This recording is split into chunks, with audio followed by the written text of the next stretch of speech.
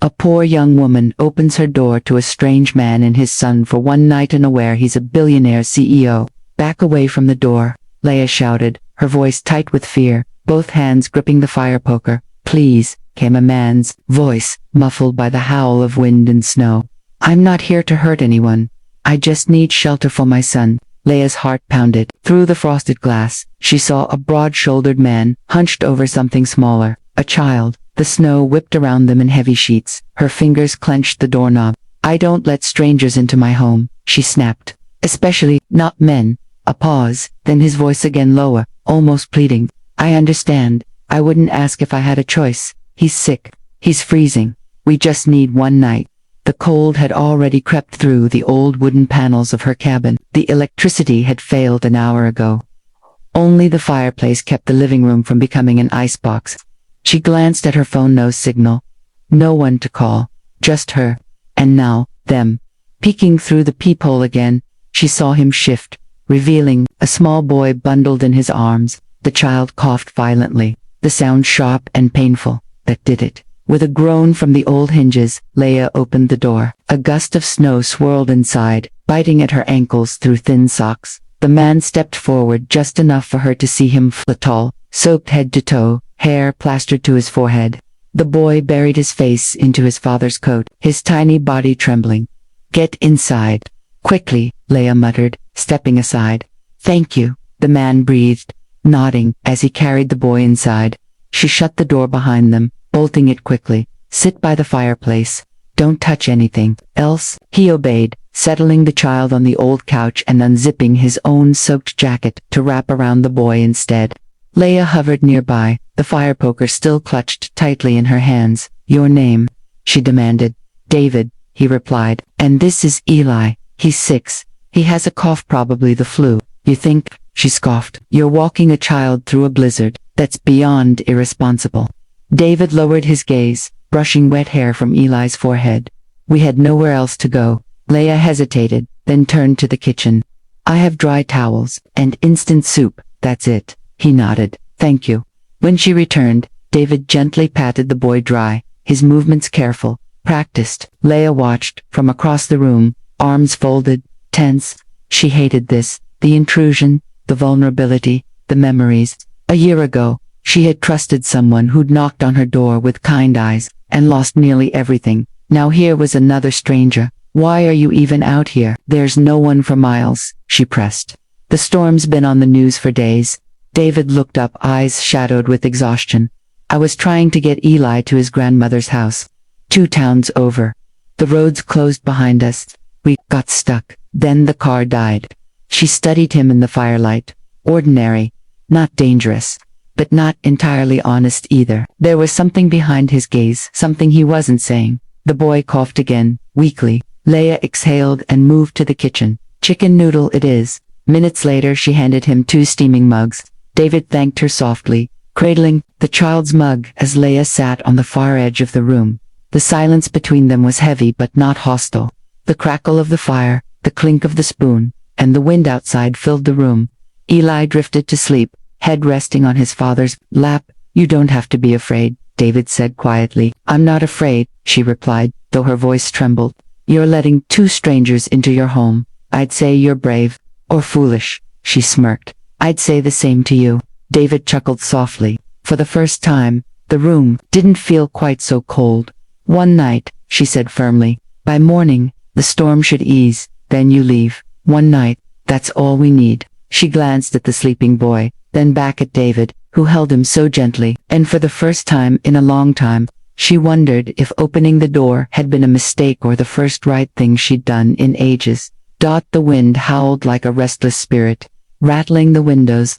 The fire burned steady, casting golden shadows across the cabin walls. Leia lit 2 old candles she kept tucked away in the kitchen drawer, their small flames flickering as she placed them between them. He loves chicken noodle, David said after a long pause, nodding toward his son. He stopped, chuckling softly. Habit, his mother. She passed a few years ago, but whenever I make chicken noodle, I tell him it's because she would have. Leia's gaze softened. He's sweet, polite. I try. David glanced down. He's all I've got. Something vulnerable in his voice made Leia shift slightly. She wasn't used to vulnerability. Most men who arrived in storms carried charm to mask secrets. David wasn't trying to impress her. He was simply, "Here, I'm sorry about his mother," she offered. "Thank you." For a moment, their eyes met, firelight flickering between them like a bridge being built. "I have a blanket," she said, standing. "A warm one." She walked to the linen closet. Her hand hesitated over her softest quilt, one her grandmother had sewn years ago, white, with tiny blue flowers. She rarely used it, but tonight, sighing, she pulled it down. Returning to the living room, she paused in the doorway. David sat beside Eli, gently pressing a damp cloth to his son's forehead. He whispered softly to the boy, unaware of Leia. Watching the cloth was hers, one of her good white towels, carefully folded. He rinsed it, wiped Eli's cheeks, folded it again with care, and returned it to its spot, just as he'd found it. Moved, Leia stepped forward. "Here," she said, offering the quilt. David looked up, slightly startled. "This is beautiful. It's warm and clean." Their hands brushed briefly as he took it. "Thank you." She sat back down by the fire closer this time. The room felt different, full, not just of people, but of peace. "You didn't have to let us in," David said softly, "or feed us, or offer your best blanket." She met his gaze, voice barely a whisper. "I'm not pretending." His smile was faint but real. "Thank you. I won't forget this night." Neither spoke after that. The fire crackled, the wind howled, but in the heart of the storm, the cabin glowed softly, holding them in a fragile, fleeting warmth. There was something deeper, the way her fingers brushed Eli's hair, the warmth she poured into every quiet act, the steady strength beneath her silence. David watched her, and for the first time in years, something fragile and frightening stirred inside him, something he hadn't allowed himself to feel for so long. Hope. The storm had finally passed. A weak sun rose behind heavy clouds, casting a silvery sheen over the snow-laden trees. On the porch, Leia stood bundled in her thick coat and scarf, boots crunching softly against the new snow. The air was still sharp, but manageable. The roads would be cleared soon. Inside, David and Eli slept, curled together on the couch beneath her grandmother's quilt. Their breathing was soft, steady in the dim morning light. Leia paused in the doorway, her hand resting on the frame. She wanted to say something, ask if they'd still be here when she returned, offer another night, another meal, another moment. But the words felt too heavy in her throat. This was her first shift back after days snowed in. She couldn't afford to miss it. She stoked the fire, stacked extra wood by the hearth, and left a small note on the kitchen counter. "Back by 4. Make yourselves at home." But as the hours ticked by at the diner, her mind drifted constantly back to the cabin. Every time the bell above the front door jingled, she looked up hoping. But it was never David, never Eli. By the end of her shift, she practically ran to catch the shuttle home. The sky had turned a deep amber by the time she reached the cabin. The porch was quiet. No fresh footprints in the new layer of snow. No muffled giggles from inside. Her heart dropped. She pushed open the door. The fire had burned low, but still glowed faintly. The blankets were folded, the dishes washed and drying in the sink. The space felt untouched. They were gone. A sharp ache bloomed in her chest. On the dining table sat a folded piece of paper, weighed down by a small, sleek object. She approached slowly. The paper was heavy cream stock, lined faintly. No name, but she knew it was for her. She unfolded it. "Thank you for the warmth, the kindness, for reminding me people like you still exist. I'll never forget." Below, in softer, almost hesitant handwriting, "You helped more than you know." Beside the note sat a black card, sleek, heavy, and without a name. Just a chip and a string of numbers. Her heartbeat quickened. She recognized it, a private banking card, the kind only the ultra-wealthy carried. Confusion struck first, then disbelief, then something she couldn't quite name. She set it down, gently, and sank onto the edge of the couch, the same spot where David had once sat telling stories to his son. Her fingers tightened around the note. He was gone, without a goodbye, without explanation, without letting her say what had been slowly building inside her chest. She hadn't expected it to hurt like this. She thought she would feel relief, space, her house returned to her. But instead it felt hollow, like someone had quietly slipped through a door in her heart before she realized they had entered. Her eyes burned. The cabin was silent, and for the first time in a long while, Leia cried, not from fear, or pain, but from the quiet ache of missing something she never expected to find, and not knowing if she'd ever see it again. The next morning, she stood in line at the town's only bank, the black card clutched tightly in her pocket. Her breath fogged the glass doors as she waited to be called. Her mind had waged war the entire way, one side urging her to use it, the other fiercely clinging to the one thing she had always held onto, her pride. When her number was called, she stepped forward hesitantly. I found this, she said, placing the card on the counter. I just want to know who it belongs to. The teller gave her a strange look but typed in the numbers. After a few moments, her eyebrows lifted slightly. This is a private account, the woman said carefully. No name publicly attached. Very high-tier status. I'm not allowed to disclose details, but whoever gave you this trusts you a great deal. I don't want the money, Leah blurted quickly.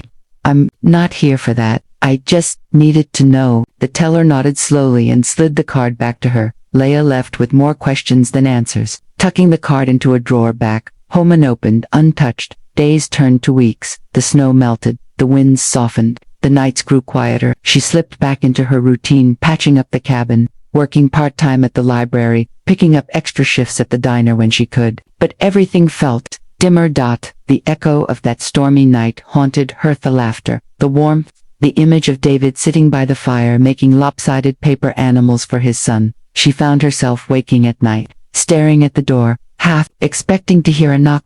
Then one Monday morning, it all unraveled. At the small-town library, she found a sign taped to the door, closed indefinitely, funding eliminated. Inside, her supervisor was boxing up the last books. I'm so sorry, Leah, she said softly. They cut all rural locations. There's nothing we can do. Leah walked home numb. 2 jobs gone in less than 3 months. No family, no backup. Bills piling up. The wood pile was dwindling. The refrigerator half empty. Her savings dipped below $20. She tried selling handmade crafts online, even her old typewriter. Nothing stuck. The silence in the cabin grew heavier with each passing day. Then came the letter. It arrived on a cold Wednesday afternoon, slipped under her door in a thick cream envelope. Her name was written by hand, deliberate strokes. Inside was a single-page letter, printed on fine letterhead. Dear Miss Leah Thompson, we are pleased to invite you to a private interview for a newly established community outreach program at RN Holdings. We are seeking individuals of rare character, strong values, and demonstrated compassion. Your name was personally recommended. Please arrive at our downtown office at the time below. Travel arrangements have been made on your behalf. Sincerely, David, our Chief Executive Officer, RN Holdings. Her hands trembled. She read it again. And again. David. She sat down hard on the couch, the same spot where he had once sat beside Eli, pressing the letter to her chest. She closed her eyes and breathed deeply. He remembered. He had found her. She didn't know what this interview was, or why now, or why after all this time he had reached out.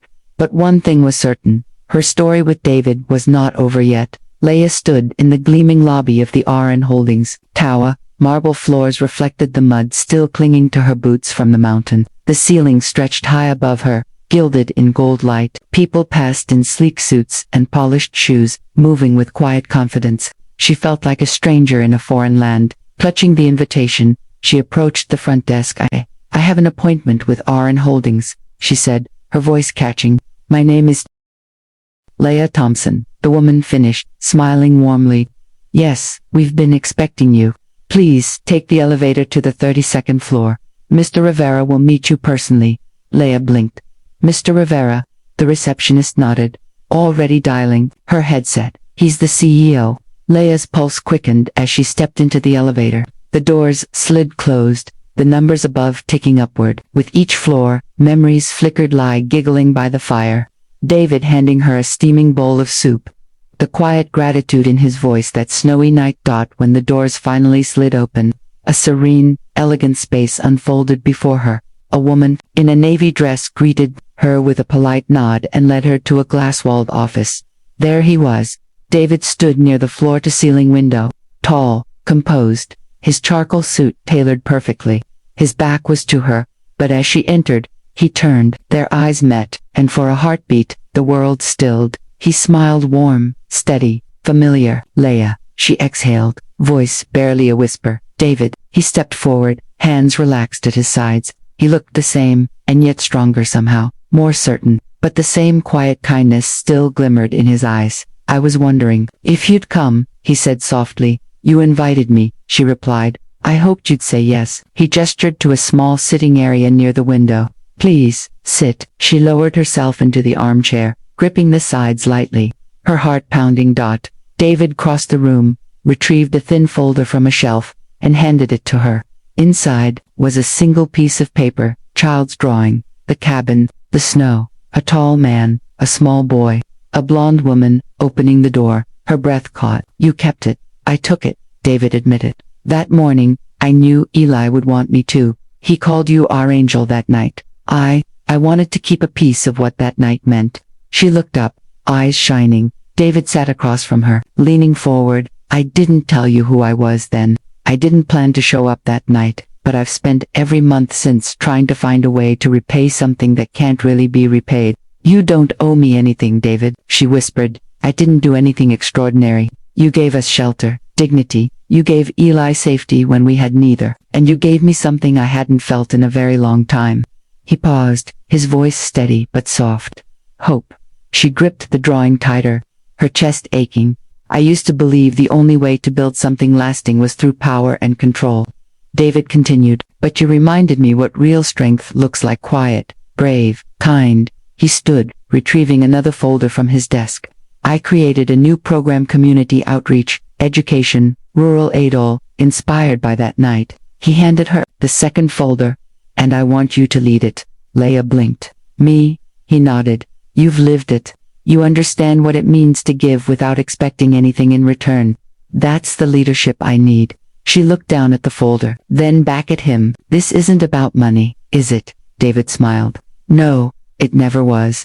For a long moment, she studied him, not just the CEO, but the man who had once sat by her fire, who had whispered thank you in the dark, and she nodded. I'll do it, she said. Not for the title, not for the office, but because I believe in what you're building, and because, in his eyes, she saw something she hadn't seen in her own reflection for a long time. Purpose. The weeks that followed moved with a quiet rhythm that slowly drew them closer. The program was named The Open Door, initial long-term shelter, job training, and childcare for single parents and the homeless. Its foundation was built on the very principle Leia had unknowingly embodied the night she opened her cabin door. Kindness without conditions changes lives.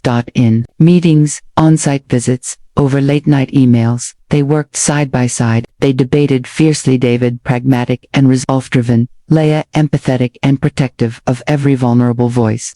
They clashed at times, but always found a path forward, one with integrity and heart. Each morning, a coffee appeared on her desk exactly how she liked it: 2 sugars, no cream, cinnamon sprinkled on top. David never said anything about it, but she noticed every time. Some nights, they worked late, reviewing proposals, troubleshooting logistics. Other nights, he quietly walked her to her car, shoulders brushing in the dark. No words yet about what was slowly growing between them, only lingering glances, small gestures, silent threads quietly stitching them together.